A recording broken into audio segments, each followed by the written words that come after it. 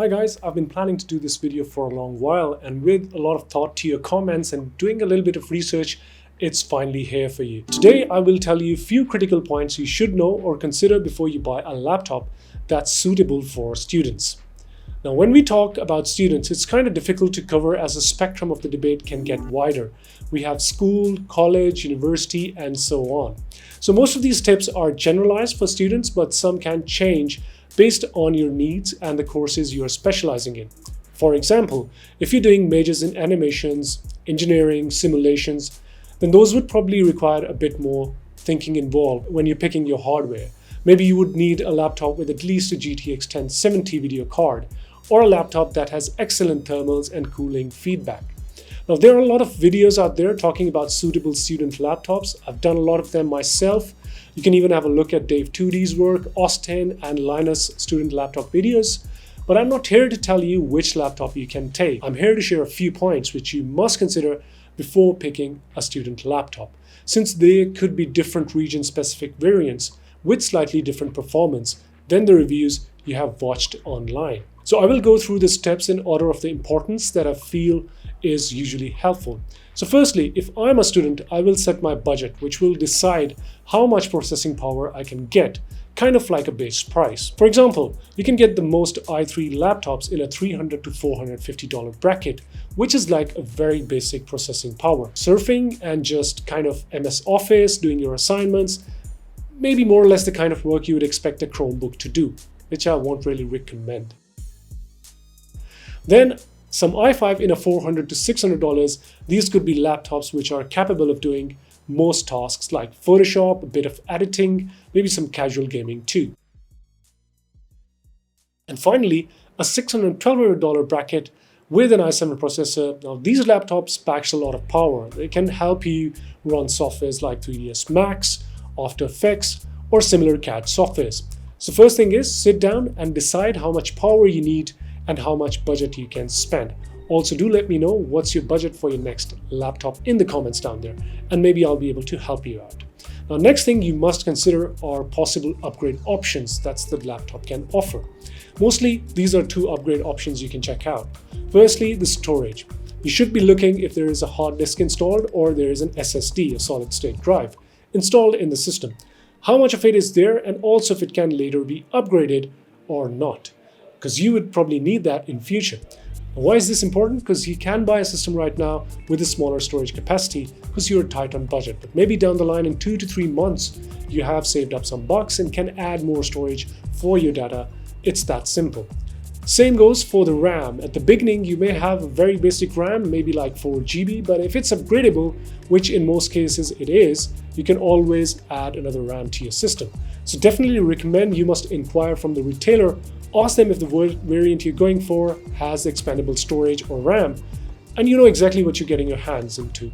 Next up, of course, the battery. Usually the laptops do have the battery hours mentioned in the descriptions, but these can or cannot be completely true, and sometimes they cannot be justified as well. Now, the same laptop running different combination of softwares can consume battery differently. So have a look at how much battery is offered and look for how much the reviews can tell you in terms of batteries. Another check you can do is to inquire the seller that how many cells does the battery has in the laptop. I will explain this with an example. I reviewed this ThinkBook last week. It's coming for around $650 and a good option for students. That aside, according to the listing, this laptop is supposed to give me around 9 to 10 hours, but the variant I reviewed gave me around 5 hours max. Now that's because my variant has a 3-cell battery, whereas the battery timing on the listing was for a 6-cell battery. So this will help you know how much battery you can have throughout your day, and will it be able to last a whole day or not. Also keep in mind, it's a plus for a laptop if the battery is replaceable without opening the bottom case. Next up is the durability and weight. So the hinge, if it's strong or not, the chassis, is it totally plastic or is it half aluminum, half polycarbonate? Recently, in past 2 years, I would say most companies have leveled up their durability part. So even if it's polycarbonate, these laptops can take some wearing. However, having an aluminum chassis is helpful in case the laptop slips or there is a lighter drop. And also these laptops are comparatively lighter. Now, most low-priced laptops are going to weigh around 2.5 kg to 3 kg, which you have to consider if you are on a long route to travel. However, mid to high-priced laptops like Swift or UX330, most XPSs, are on the lighter end and are mostly convenient if you have a long commute. To some people, weight is sort of the least of the concern, and they are happy with even a hefty machine as long as it delivers good performance. Are you one of those people? Let me know in the comments. Next up is the screen brightness. Now, most budget laptops does not have a very bright screen. It's the one area where manufacturers have to cut quality to reduce the price of the laptop and make it more student affordable, if I say. So anywhere around 220 nits brightness is what you would normally get. Sometimes can drop to even 200 nits. Laptops above $600 usually do have a better brightness around 250 nits. Now, you'll have to keep in mind, in case you're doing a lot of design that requires a color accurate screen, that you'll have to raise your budget and plug in maybe an extra display at times when necessary. Similarly, the keyboard and mouse pads. Most of budget laptops would have a softer key press, but usually Lenovo keyboards are good even at the lower price ends. For pricier laptops, you'll get a decent tactile feel like the Dell G5 or the XPS. You can even have a look at the Microsoft Surface laptop for a much better tactile keyboard feel. Now, I'm not setting a bar here, but give and take, these tips usually applies to most laptops with similar specs.